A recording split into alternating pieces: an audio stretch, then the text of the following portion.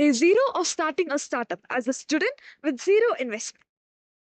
എടോ തനിക്കറിയാവോ എന്തായിരിക്കും ചില സ്റ്റാർട്ടപ്പുകളൊക്കെ നല്ല രീതിയിൽ സക്സസ് ആവുന്നതും ചിലതൊക്കെ ഫെയിലിയർ ആവുന്നു തുടങ്ങുമ്പോൾ തന്നെ അതൊക്കെ ഫെയിലിയർ ആവും എന്തുകൊണ്ടായിരിക്കും? Understanding the problem? Exactly here comes the problem statement. തനിക്കറിയാം എന്താ problem statement? What is it? Problem statement എന്ന് പറഞ്ഞാൽ നമുക്ക് ഒരു short and clear explanation of a problem.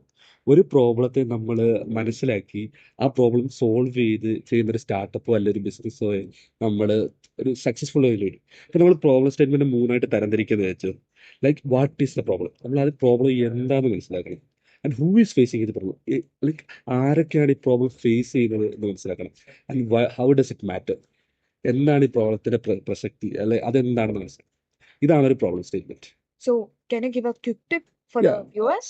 Yeah, sure. Like ഇപ്പൊ നമ്മൾ പ്രോബ്ലം സ്റ്റേറ്റ്മെന്റ് എഴുതുമ്പോൾ ഉടനെ പെട്ടെന്ന് ജമ്പ് ചെയ്ത് ഒരു ലൈക്ക് എന്താ പറയാ ഒരു സൊല്യൂഷനിലേക്ക് പോവാതെ കീപ് ദ പ്രോബ്ലം നമ്മൾ പ്രോബ്ലം നമ്മൾ അനലൈസ് ചെയ്തുകൊണ്ടേയിരിക്കുക. Save the solution for a later period. That is problem statement. Absolutely.